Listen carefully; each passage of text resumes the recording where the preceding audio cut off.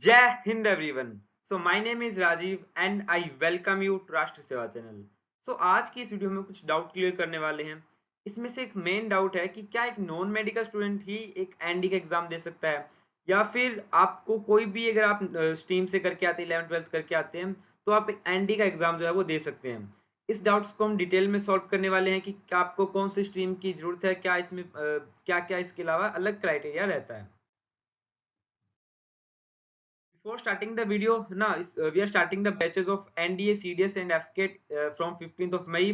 Online offline यहाँ पे बहुत रहने वाला है। इनरोल करने के लिए you can contact on this number.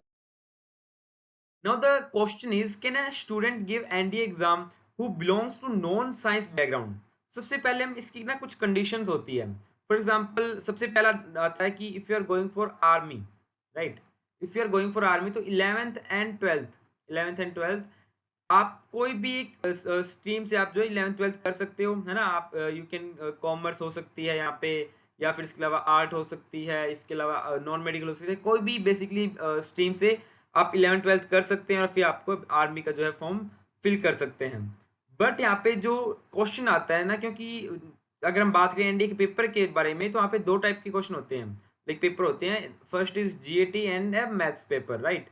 और मैथ्स का जो पेपर होता है इतना लाइक अभी टफ होता जा रहा है, टफ होता जा रहा है। और इसमें मैंने देखा है कि काफी स्टूडेंट्स इवन जो नॉन मेडिकल करके आते हैं, वो भी इसकी जो सेक्शनल कट ऑफ 75 मार्क्स है वो भी क्लियर करने में थोड़ा सा, है ना, हिचकिचाते हैं, या फिर थोड़ा सा उनसे हो नहीं पाता। अगर एक नॉन मेडिकल स्टूडेंट्स होते हैं उनके लिए फर्स्ट, स्पेशली फर्स्ट हैंड होता है, बिकॉज उनके जो है कंसेप्ट क्लियर रहते हैं। बट अगर हम बात करें कॉमर्स के स्टूडेंट्स की या फिर आर्ट्स के स्टूडेंट की, तो उसके जो डाउट्स हैं वो थोड़े से, जो बेसिकली कंसेप्ट है वो थोड़ा सा वीक रहता है मैथ का। And here math and English are very important, है ना, टॉपिक्स जो तुम्हें बेसिकली सब्जेक्ट्स जो तुम्हारे लिए बहुत इंपॉर्टेंट रहते हैं एनडी के एग्जाम में। और उसमें सबसे पहले मैथ्स तो जो कि 100% आपको क्लियर करना ही पड़ेगा।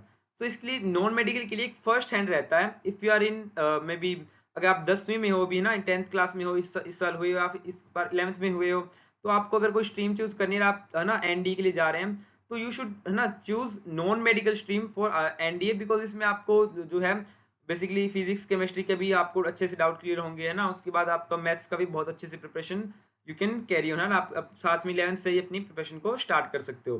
इसके अलावा अगर हम बात करें नेवी, और इसके अलावा अगर हम बात करें एयरफोर्स, राइट, एयरफोर्स, इसके लिए स्पेशली मैंडेटरी होता है कि आपको जो है बेसिकली फिजिक्स होनी चाहिए और मैथ्स होनी चाहिए आपके पास 11th एंड 12th में। बेसिकली मैथ्स फिजिक्स आ गई तो बात बेसिकली नॉन मेडिकल की यहाँ पे बात हो रही है।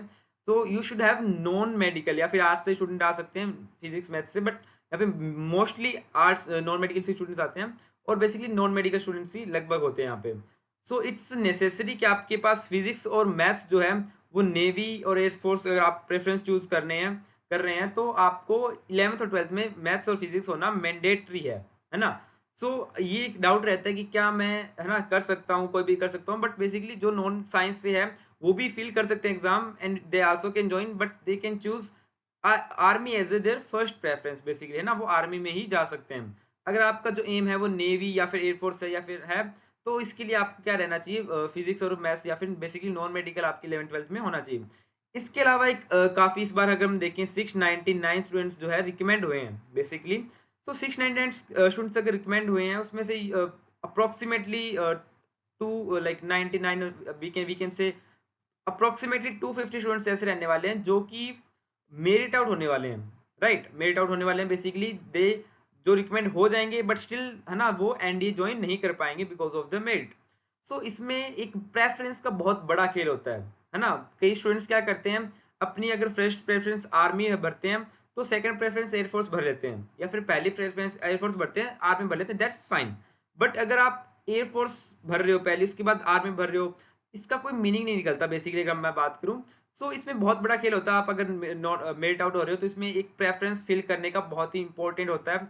I will make a special video on that, अगर आप फॉर्म निकलने से पहले, सो दैट यू कैन, है ना, आप इस चीज को अवॉइड कर सको कि अगर आप इजीली जो है बेसिकली मेरिट इन हो सको। अगर आप नेवी में नहीं हो सकते, बेसिकली एयरफोर्स में नहीं हो पाते, या फिर आर्मी में नहीं हो पाते, तो एनए एंड नेवी जो है वो भी एक प्रेफरेंस रह सकती है आपकी, राइट। प्रेफरेंस पे भी I will make a special video. अगर आपको कोई और डाउट हो, you can comment on this video so that I can clarify your doubt. So was the video. Thank you for watching. जय हिंद।